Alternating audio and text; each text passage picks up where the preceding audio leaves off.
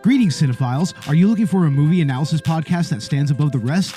Then look no further than Collateral Cinema, the only movie podcast that matters. We analyze good movies, we analyze bad movies, and yes, we also analyze the in-betweens of the world of cinema. So if you like what you hear, find us on Facebook, Instagram, and Twitter. And listen to us on Apple Podcasts, Spotify, Google Podcasts, and wherever you get your podcasts. And yes, my friends, we are 420 friendly. So when you listen to us, smoke it if you've got it. And now, here's a new episode of Collateral Gaming. The show starts right now. I'm Ashley Chancellor. And I'm Beau Maddox. And this is the Collateral Gaming Holiday Special.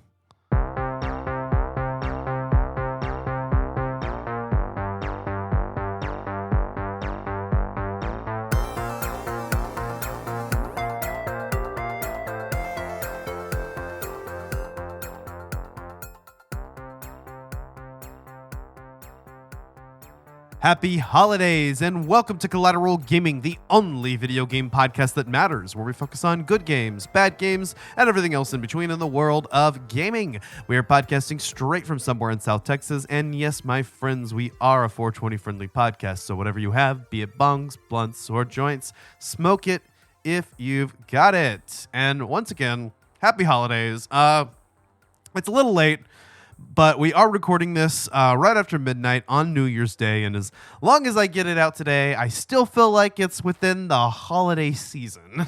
Yeah, you're technically correct, I guess. And you know what they say, technically correct is the best kind of correct. Yeah. So, yeah. Yeah, we didn't get this in time for to release it on Christmas or really to fit within the Zelda month bracket, but whatever. We're finally talking about The Legend of Zelda: A Link to the Past. It's a game in the series that we've actually neglected for some time, but last season we did we did Ocarina of Time, so it was only fair to go back to the game that actually truly set the staples for not only the Zelda franchise, but adventure games as we know them today, well before Ocarina of Time did.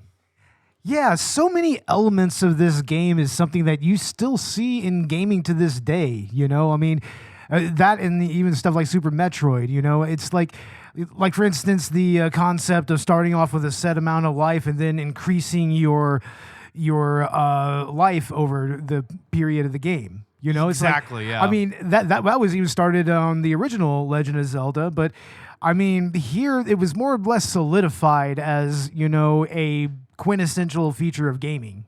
Definitely. And this had an influence not only, again, on the Zelda series, but, you know, I would say action-adventure games and even the action RPG genre, although I would not consider Zelda games aside from Zelda 2 RPGs. I know there's some discourse on it. I don't really consider Zelda games RPGs, but it's hard to not see the impact that it would have on that genre. And also, honestly, on gaming as a whole. I mean, the way that we approach games with puzzle dungeons and especially the way that the Zelda games interact with those. I mean, a lot of people attribute these things to Ocarina, but they really came from A Link to the Past first before they were pushed into 3D.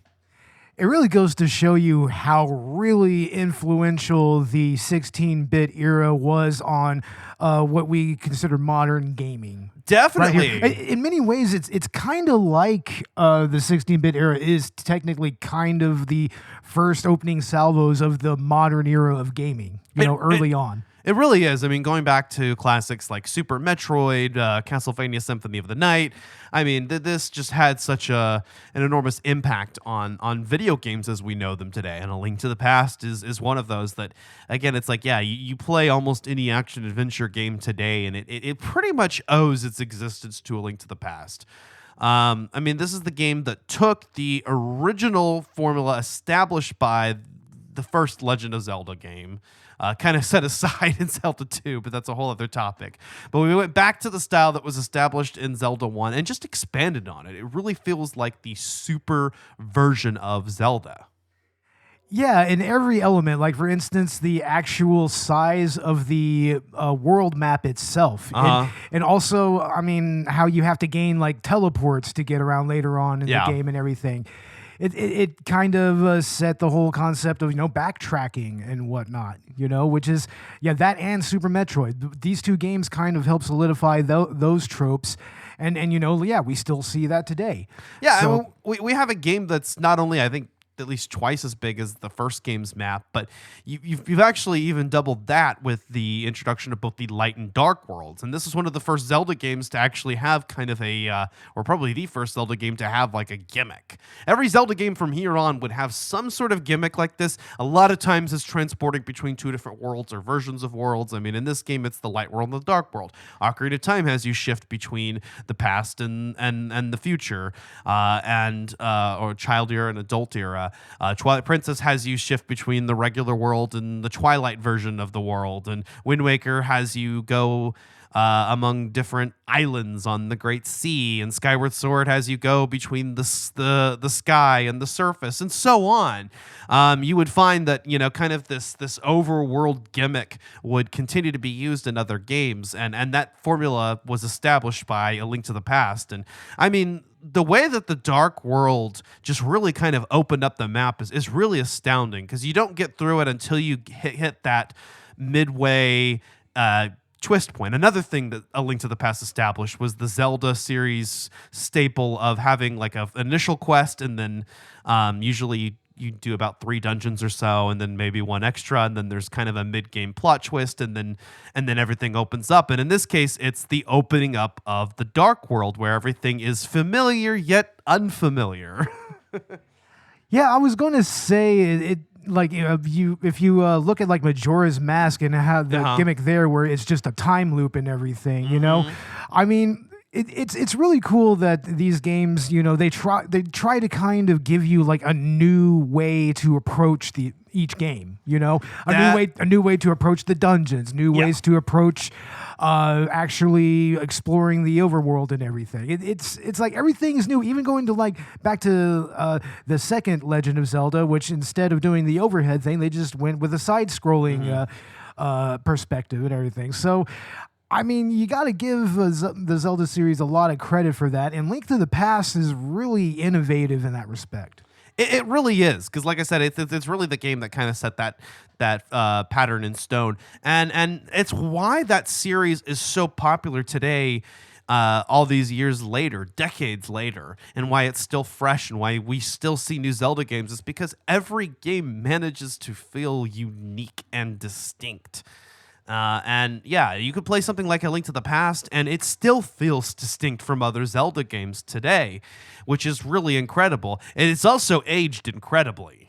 Oh, it's superlatively well. I mean, we were playing it at my house not too long ago, and I mean, the controls still feel tight. I mean, the puzzles are intuitive and all of that. I mean, it really did kind of push forward, the possibilities of the Zelda series and action adventure gaming as a whole. Yeah, and the 16-bit era is great for me because it's when we still had 2D gaming, but it's as good as 2D gaming sprites got. And so we really have these beautiful environments that have aged incredibly well. I mean, there's some weird shit, like Link's hair is inexplicably pink because of some color palette limitations and things like that, but it still looks good. I mean, hell, even just like going into the Lost Woods and seeing the sun, appear on the ground through the trees. Yeah. And just shit like that, the fog and everything.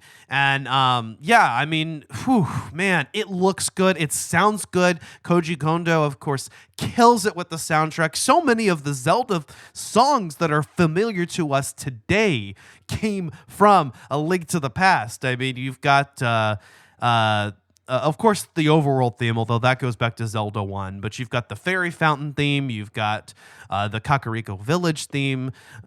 So many of those, even different jingles, really just come back to A Link to the Past. Absolutely, man. I mean, I listen to a lot of video game music in my spare time, or mainly at work whenever I'm, stalking and whatnot.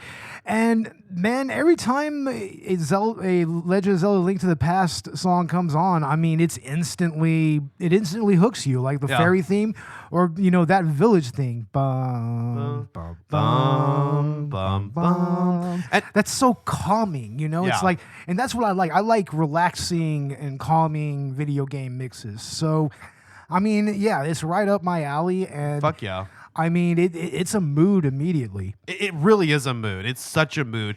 Hell, another recurring theme, the Hyrule Castle theme. I mean, just so many good ones. And one of my personal favorites, not necessarily a recurring theme, but it is a distinctive A Link to the Past one, and that is the Dark World theme.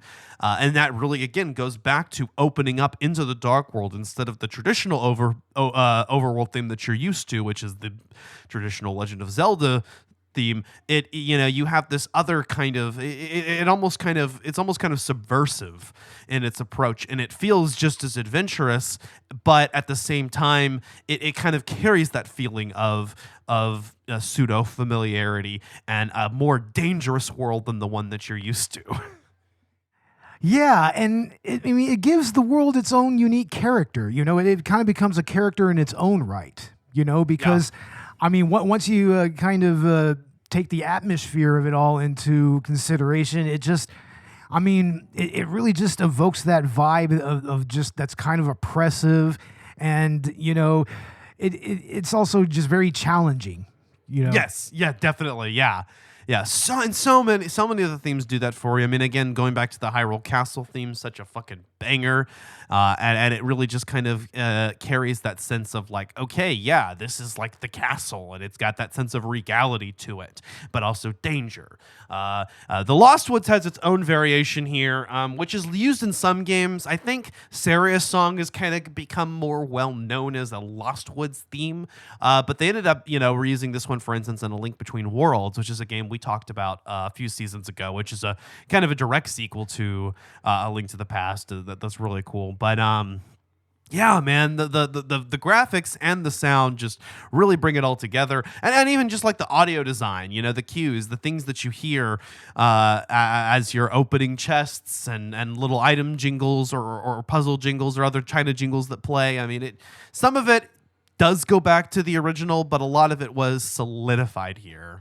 Just that chest opening theme alone has become one of the most iconic little stings in video game history. Yeah. You know, I mean, you instantly hear that and you're just like, oh, I found a chest. Yeah, you know, exactly. It's like, and it's great that they've used that in subsequent Zelda games since then. Yeah, and other things that have continued to appear in Zelda games since the spin attack, the fact that the concept of puzzle dungeons, because you had dungeons in Zelda 1 and Zelda 2, but here's the first time where it's like, okay, it kind of set the pattern in your head that when you go to a dungeon, there's going to be a specific item that is tied to that dungeon that is important to solving puzzles in that dungeon, and it usually is going to be most effective against that dungeon's boss.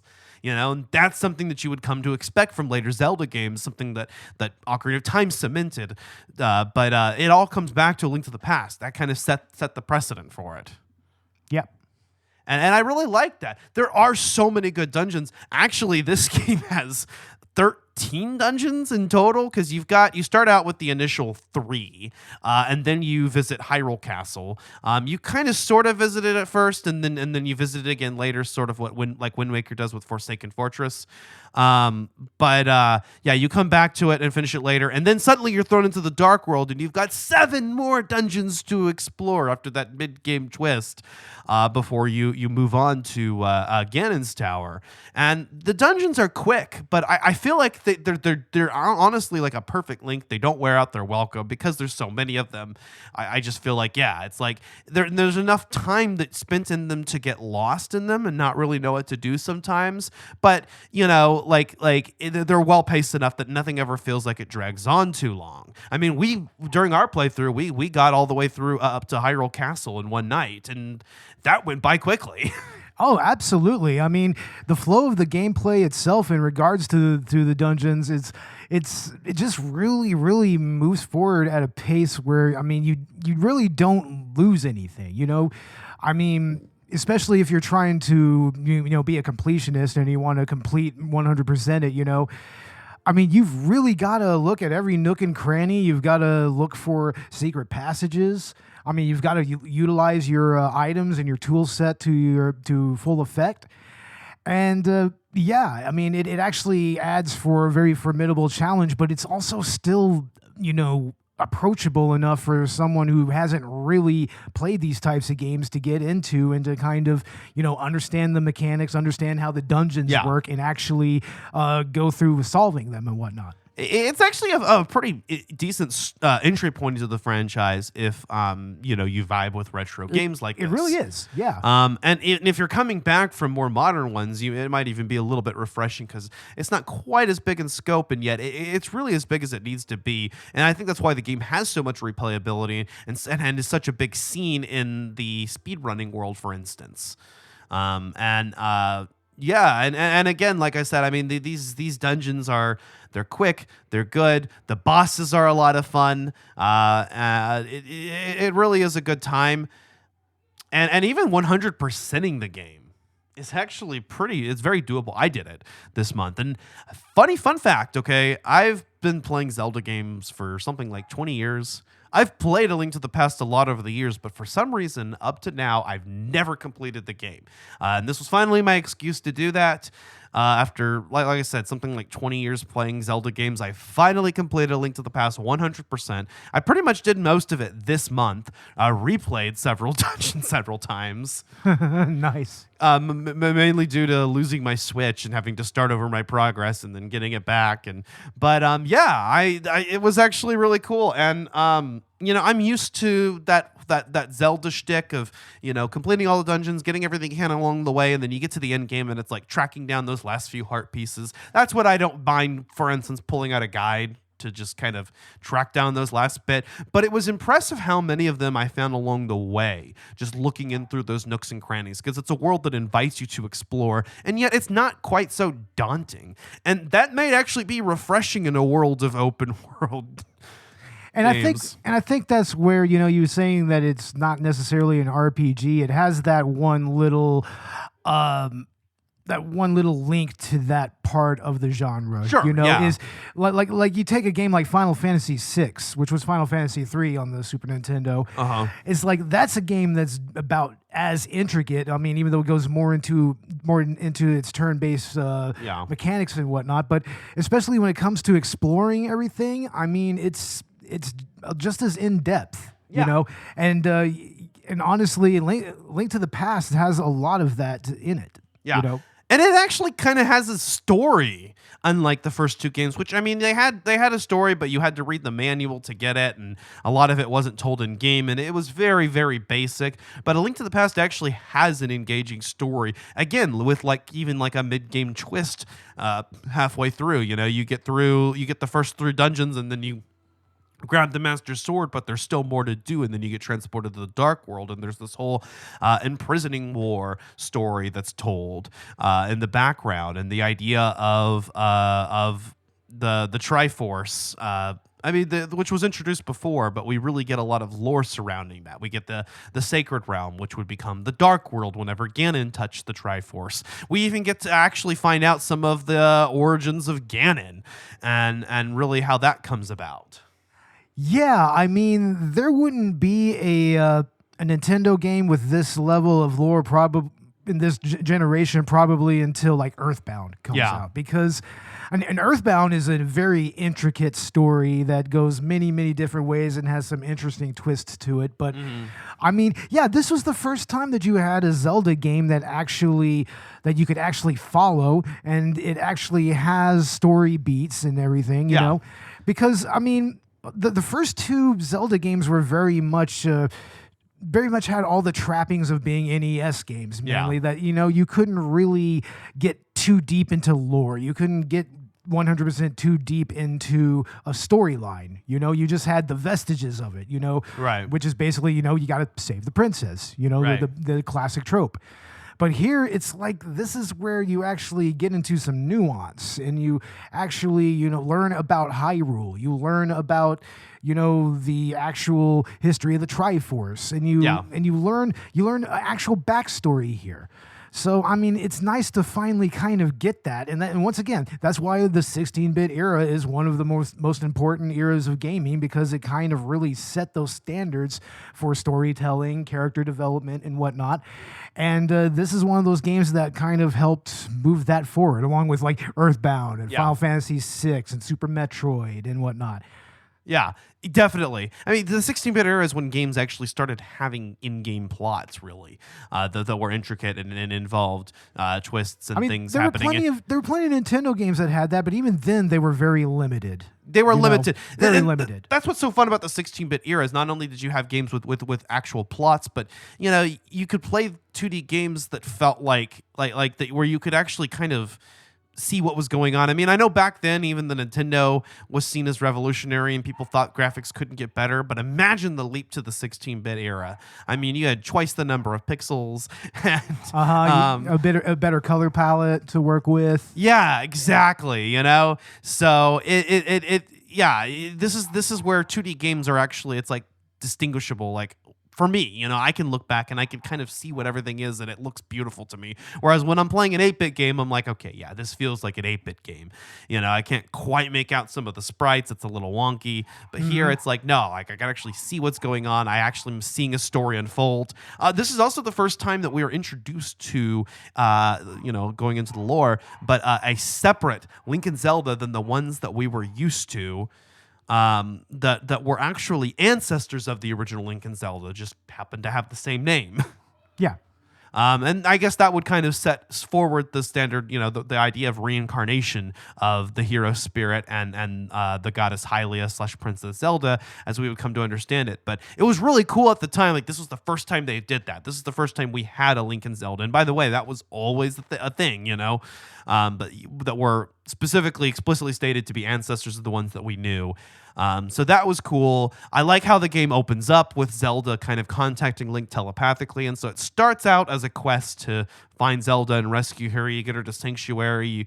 You get led on a quest to collect 3 pendants and get the Master Sword. And then before you know it, Zelda's captured again and you got to go after her. And then you're transported to the Dark World and you're on this quest to find the 7 maidens who are descendants of what the game calls in its original localization 7 wise men, but we would later come to call the 7 sages. Yeah. Again, another trope that would continue to appear in other Zelda games.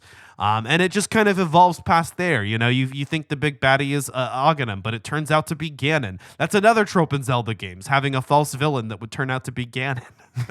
Yeah, they did kind of go to that well quite a few times. To some gamers' chagrin, by the time we get to like Twilight Princess, and it's like the 12th time this has happened, and we're like, okay, it's Zant. Oh wait, but really, it's Ganon. Yeah, it's like maybe they could make a Zelda game where Ganon is just explicitly the main antagonist like that, Well, they have like, Breath of the Wild and Tears of the Kingdom have Ganon as an explicit boss. That's good, and they needed to do that, especially with those particular games, because they were going with such a different gameplay style with them, so they may as well go with a different storytelling style. Yeah. But really, I think what a lot of people want are more Zelda games without Ganon as the main villain. That's something also I was going to say. It's like maybe not even have Ganon. Period. It's like there are plenty of games that do that. And I mean, they are considered mainline games, but they're kind of side games. Isn't that kind of Majora's Mask though? Right. Majora's Mask is one of those. But again, Majora's Mask, while being a mainline game, is still kind of considered part of like a side story because it doesn't really involve the direct relationship between Link, Zelda, and Ganondorf. Yeah. And same thing with, games like Phantom Hourglass and Spirit Tracks and the Fourth Sword subseries, which introduces the villain of Vadi. So there are plenty of Zelda games without Ganon, but it feels like the big, like, main ones that are like the benchmark games that are like the new one on the new console. It always ends up being Ganon. Yeah. Yeah, for sure.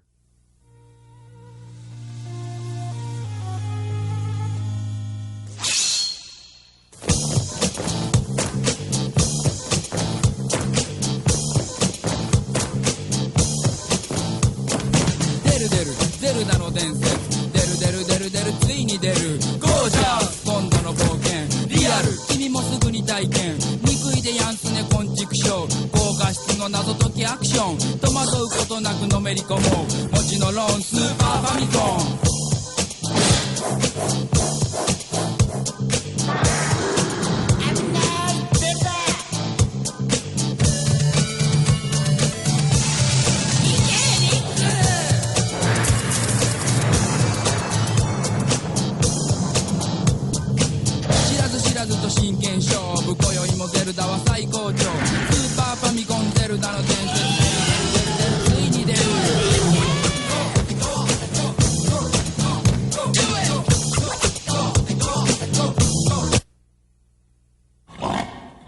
So it would be cool to see that subverted a bit more. But anyway, A Link to the Past. So here's something personal I wanted to talk about on this episode because I thought it was cool. And it does tie into one of the things that makes this game cool. And that is, we'll talk about the thing first, which is the Chris Houlihan room. Yeah. From what I understand, you triggered it, didn't you? I triggered the Chris Houlihan room. So for those of you who don't Interesting. know what the Chris Houlihan room is, if you've been living under a rock, or maybe you're some Gen Alpha kid listening to this, or God forbid, even a Zoomer who's not aware of this, here's the Chris Houlihan room. So legend has it, somebody named Chris Houlihan won a Nintendo Power contest to appear in a Zelda game. Not sure how Nintendo Power pulled those strings, but they did. The Chris Houlihan room, though, is kind of a hidden room. It's a room that can only be triggered under specific circumstances, a lot of which are not understood today. People think it has to do with running too fast on the screen, but it actually has something to do with Link's position. But anyway, it's a room that's only accessible under specific circumstances. When Link falls into a hole or goes into another area, he could sometimes enter this room with several blue rupees and an item tile where Chris Houlihan introduces himself. And in some versions of the game that's patched out, unfortunately, but there it is. I mean, I'd be pissed if I won a contest that said I was going to be in the game and I was in a room that's only accessible by essentially exploiting the game, but whatever. Anyway, I triggered the Chris Houlihan room for the first time. I think when I was a kid, I probably tried to trigger it. Well, the initial way I played this game was actually on the GBA. I think it does have the Chris Houlihan room, just without the item tile and without the mention of Chris Houlihan. Oh, yeah, okay. But anyway, I played the GBA version, which is kind of an inferior port if you ask me, but for a couple of reasons. We might get into them later. But anyway, I finally actually triggered the Chris Houlihan room this time, and I had tried to do it before. I don't think I managed to. This time I did it by accident, and it was in the most interesting way. I had completed every dungeon in the game. I was just about to fight Ganon. I had actually, before I went to Ganon's Tower, had achieved 100% item completion, so I got all the items, all the pieces of heart, upgraded everything. We were ready to go. So I'm about to face Ganon. I'm about to jump down the hole in the Pyramid of Power. I'm like, okay, let me stock up on let me stock up on fairies and potions. Let me restore my hearts to full health, and then I'm gonna jump down the hole. So I go across, I restore everything, fill all my bottles, dash across the map up to the Pyramid of Power, fall down the hole to face Ganon, the very last thing I needed to do, and triggered the Chris Houlihan room. That's amazing. Wow. I know. It was awesome, and the timing of it was cool. It just felt really awesome because I wasn't trying for it. It just happened. I wasn't even aware that you could trigger the Chris Houlihan room just dashing across Hyrule and falling into the pyramid, but I must have done it, fast enough in such a specific way that it worked. And yeah, it was cool. And I actually have a save state on my Nintendo Switch 2 emulator right before that, and I can reproduce it. Nice. And trigger the Chris Houlihan room. That is awesome. Hell yeah. So it's cool. Yeah, I like it. But yeah, I actually did that little personal story here. I think that the whole backstory of that is pretty cool. Was it ever verified to be true? Like, I looked at it on a couple different websites, and all of them just pretty much outright talked about the Nintendo Power story. So at one point I thought maybe that might have been an urban legend, but I don't think it was. I think there actually was a contest, and you can find that. Otherwise, I don't think so many sites would report the same story as factually as they do. I mean, that brings another little point of nostalgia for me, and that is video game sweepstakes. I mean, there was a lot of crazy types of sweepstakes that you can get into in video game magazines involving video games. Like, I remember there was this one where it's just this full page ad, and supposedly you could win like this massive 16-bit, or I think it was like going into the 32-bit era, this massive gaming system with all the consoles, a bunch of games, a fresh CRT TV, like a fresh stereo for audio and everything. and but nobody has any evidence of anybody winning that. Yeah. So it may have been just some kind of ghost contest, but also even going back to certain games that were made for that, like Sword Quest, I think it was called, where you could actually win a bunch of actual like gold plated swords and crowns and whatnot. It's like, Yeah. I mean, that in and of itself is an interesting part of video game history. And I mean, to have that in this game is pretty cool. It is fucking cool, man. It is awesome. And what a cool era to have grown up in, honestly. It really was, man. Man, video game magazines were the shit back then. And Nintendo Power was one of the primo ones, Even though it was strictly Nintendo and everything, made by Nintendo. I mean, it's still a great era of gaming. And, I mean, the Nintendo Power around the 16-bit era was also really primo. Yeah. I had a Nintendo Power subscription, although it was much after that fact. I was born in 95. This game came out in 91. My very first Zelda game was The Wind Waker, by the way. Yeah. So make of that what you will. I had a lot of friends that grew up during the Nintendo 64 era, but my first console was a GameCube. Even so, I played A Link to the Past very early on. I played the Game Boy Advance port that came packaged with 4 swords. I couldn't play 4 swords because you needed a link cable. And though my sister and I both had Game Boy Advance SPs, we could have linked up, but I don't know if we ever got the link cable that linked our systems. No, we eventually did, and we even had the cables that connected it to the GameCube. Oh, okay. And then 4 Swords Adventures took advantage of that feature. That was cool. Yeah, I remember that with the Game Boy Advance as a controller with the little screen. And then when you'd go into caves and houses, it would actually go on the Game Boy Advance screen. That's cool. It was cool. It was cool. And 4 Swords was a strictly multiplayer game that predated 4 Swords Adventures that came packaged with the GBA port of Link to the Past. My only problem with the Link to the Past port is this. I know that, from some technical standpoints, it might be considered superior because it fixes some of the glitches and exploits, although some people may not like that, especially members of the speedrunning community. But, I mean, this fixes some bugs and shit. But mileage will vary on that. But what it also does is inexplicably replaces Link's voice effects with the Toon Link voice effects for some reason, which is a little jarring. And also the fact that it is on a Game Boy Advance, so it didn't have as many buttons available. So, for instance, the Super Nintendo game has a dedicated button for using the Pegasus boots. In the GBA port, you have to equip them as an item, so you have to use an item slot for them. So, not as interesting. They had the interact button mapped to the trigger, to R instead. I remember, which was a little odd. Just some weird things like that. Not a bad way of experiencing the game for the first time. In fact, I had a used copy that had somebody's finished game file on it. Nice. So they had the save right before the Pyramid of Power. So you could go in and fight Ganon. So I fought Ganon. I never beat this game, but I did fight Ganon a few times and get my ass kicked. I tried several times to play this game as a kid, and I remember getting pretty far into it. I know I've gotten as far as the Dark World before and started getting all those dungeons, but maybe 7 dungeons just seemed very daunting. Yeah, I can see that. Or I think I just got busy with other games always, and there was always something else, including newer Zelda games to play. So, but it was really fun actually getting through all of those finally, because they're really worth your time, and so many of those dungeons just introduce concepts that now may not seem as novel as they did then, but man, do they hold up really well. The items are really fun to use. You get a lot of cool ones, like the hook shot is introduced for the first time here. Yeah. I mean, you get a couple of really iconic items and attacks in this game that you see in other Zelda games, Yeah. And that's something I wanted to get into is, the item list in this game, it's iconic in its own right. Like, for instance, the idea of having the bottles to capture fairies in so that you could have First revives. game to do that. Yeah.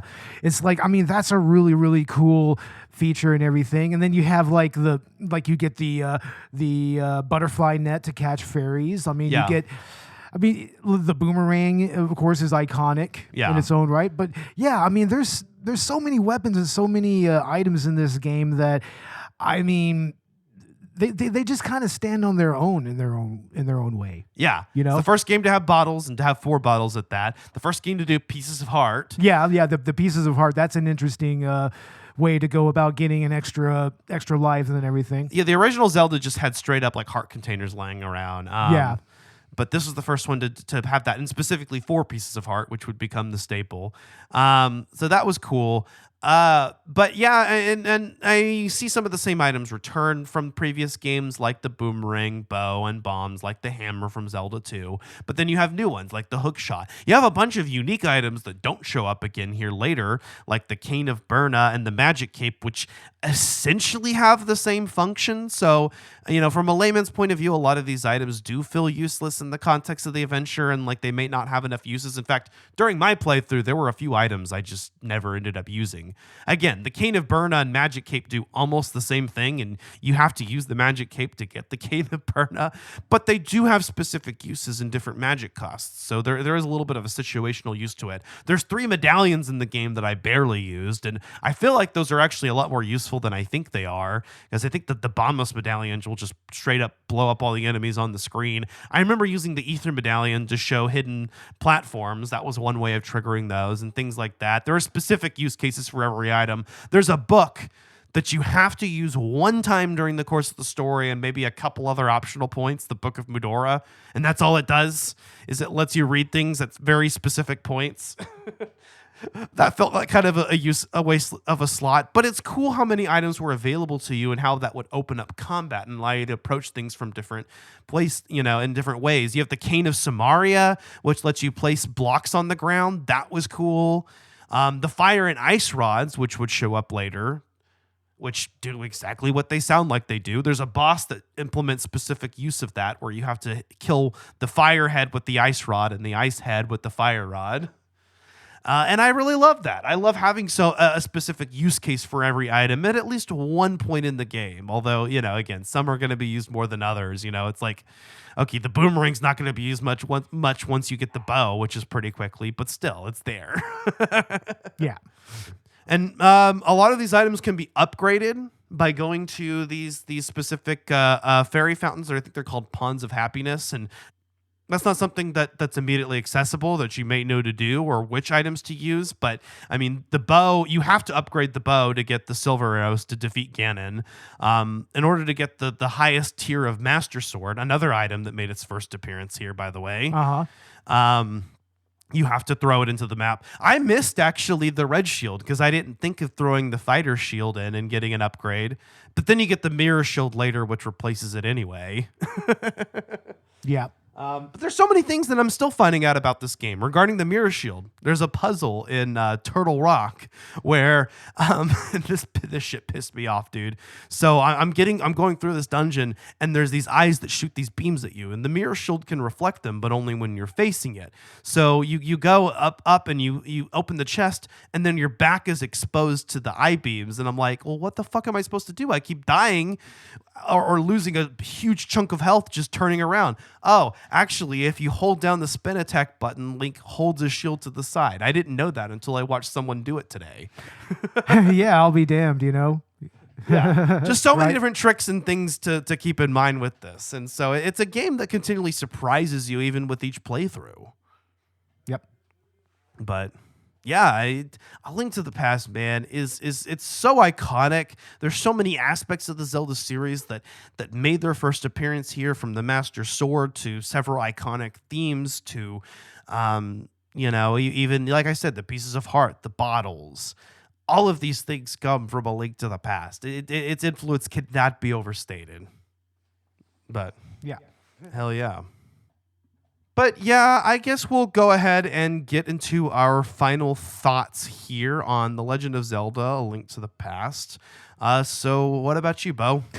I am a little bit of a latecomer to really getting into the Zelda franchise, although Link to the Past is one of the, and like Ocarina of Time, those are the few Zelda games that I played, and now that I played Wind Waker, I can add that to it. But actually sitting down all these years later and getting back into it, it's like, I mean, yeah, it was an intuitive enough game for me to really kind of get into it, get into the story, and just, get out there on the main world map and just, get into the meat and potatoes of the game itself. Yeah. I mean, it has, this is a game that really kind of progressed the medium of gaming as a whole. Yeah. And it progressed the series as a whole. So I mean, it's something that is great to revisit. I mean, like I said, it's not something that I really played a whole lot of when I was younger. You know, in fact, I started to get into it around the time that emulators started to become a thing. I kind of started to get back into it. Yeah. But yeah, this is definitely one of those games that if you own a Super Nintendo, you need to have it. If you're a fan of 16-bit gaming, you should definitely play it. Yeah, it's definitely up there. Fuck yeah, man. Yeah, Link to the Past is just such a solid experience. It's something that I really think stands the test of time. Even going back to that opening sequence, which we really didn't talk a whole lot about, but we mentioned some bits of it. But running through the rain towards the castle, getting turned away, trying to figure out what's going on, meeting your uncle who mysteriously says this was a translation error that's been fixed in some later ports of the game. But he goes, Zelda is your. And for years, people wondered what the fuck he meant by that. Well, it turns out it's a translation error. Maybe it was just it was something along the lines of Zelda's your destiny. Like, this is what you're supposed to do. But a lot of people interpreted that as meaning like Zelda had some kind of weird relation to Link. But it added to that like unique opening and, and those mysteries and that word of mouth and the things that people talked about. While playing this game, but it's such a good opening sequence. Like I said, going from the music to like that rain falling down on you. I don't think there's very many other parts of the game where rain, the weather even comes into effect. Of course, Link's uncle turns out to be alive like everybody else because nobody dies in this game. Link's uncle is apparently alive, as can be confirmed in the end credits, along with the priest in the sanctuary that straight up disappears. Fades away, but whatever. Everybody gets a happy ending, I guess. But going into my final thoughts, man, yeah, it's such an enriching experience. I'm glad that I finally actually completed this. I had played so much of A Link to the Past that it was very familiar to me, especially like that the first few dungeons I've played through many times. But yeah, I mean, and even jumping into like the first time you go into the Dark World and just seeing like how much of you get little bits and pieces of it, but you fully get into it after you get the Master Sword and go and defeat Aghanim. And yeah, it's so fun. The items are cool to use. It feels good. It's aged incredibly well. I mean, I can't recommend a game like this enough. It's a fantastic entry point for the franchise again. If you're into these kinds of games, if you might be put off by the retro aspect of it, there are maybe better Zelda games for you. It really depends. There's a Zelda game for everyone, I think. For any type of gamer, there's a good Zelda game to start with, and this is going to be a solid starting point for anybody who grew up in this era, especially, or is interested in these types of games. So, yeah, 100%. And again, so much of what we know about Zelda today, so much of what we know about gaming today comes to A Link to the Past, or as it's known in Japan, Triforce of the Gods. Nice. That actually sounds pretty epic. It does sound cool. I think they wanted I think they were kind of worried about like the religious implications or whatever, which is funny given how much religious undertones were in the first couple games. I think this is the first game to actually depict Hyrule as a polytheistic or at least a religion different to that of Christianity. The first couple games almost seem to imply that they're Christian, but they're not. This is the game that kind of, I think, established, like the goddesses and all that. But yeah, it established so much for this franchise, even going down to staples that we continue to see today. So yeah, hell yeah, Link to the Past is something that definitely should not be missed. It's a sweet and short experience too. I think it's refreshing in this modern era of gaming where everything is just so massive in scope, and this was for its time. But by today's standards, it's actually kind of nice. And not only can you play this and get through it pretty quickly, but it's pretty easy to 100%. Other than the fact that the game is very difficult, there are points that will make you tear your hair out and like. Argh! But yeah, I can fully recommend A Link to the Past. Beau, what's going on Collateral Cinema? We should have our Cade the Tortured Crossing episode out. Our holiday episode is out as well. We will have a post-holiday episode out very soon. And yeah, January is going to be anime month. So yeah, look for that. Fuck yeah. As for Collateral Gaming, part 1 of our Metroid Prime 4 episode is out. That's our spoiler-free review. And we'll have part 2 out here very soon. I am actually still playing through the game, so I'd like to complete it. And then, we'll be able to do our full spoilers. And then we'll also have our post-holiday edition of Collateral Gaming bonus round, where we'll get into the Angry Video Game Nerd 8-bit game. We'll have a year-in review in January. And then coming up next month, our scheduled episode is going to be Ark Survival Evolved. So stay tuned for that. We'll do a 2-part episode on that, I believe. And more this season. From Collateral Let's Play, we do have a holiday special out right now on Chronos the New Dawn. I had intended to release the last part of my Metroid Prime 4 Let's Play as Collateral Let's Play Shooter Saturday, but I just plain forgot to release it. I had it recorded, but we'll have it out this upcoming Saturday instead. We did miss Phoenix Wright Wednesday, but we'll try to have that out next Wednesday. We'll do another Metroid Monday soon. I want to get into Metroid Zero Mission next time. And more Shooter Saturdays. We'll do like a boomer shooter. I know I installed Killing Time, so we'll go ahead and play that soon. The Killing Time remaster. And more. You can check out Collateral Let's Play on both of our YouTube channels. And here very soon, I'd like to also add some more Let's Plays and just games that I'm playing. And also, if you want to support our show, we do have a merch store on Dashery. We have a Buy Me a Coffee, and we do have a Patreon for both podcasts where you can get access to exclusive content. We are on social media such as Blue Sky, Threads, Instagram, Twitter, and Facebook. And anything else to add, Beau? No, not really. Okay. I think that just about does it. But we hope that you all had a very happy holidays. Happy New Year. It is 2026 after all. And if you celebrated Christmas, we hope you had a Merry Christmas or a Happy Hanukkah, Happy Kwanzaa, Happy Festivus. Whatever you did celebrate, or if you didn't, we just hope you had a happy time overall. It's just a great time of the year. I always like to focus on Zelda games this time of year because I kind of associate them with the season. So it's awesome to just talk about more Zelda. And I had a great time talking about it. Had a great time getting through a lot. We've actually had a lot of content lately, so... Yeah, definitely. It's been a blast. Yeah, it's been a productive holiday season, even if we're a little behind still. But yeah, guys, once again, happy holidays. And with all that being said, I've been Ashley Chancellor. And I've been Beau Maddox. This was Collateral Gaming. We are out.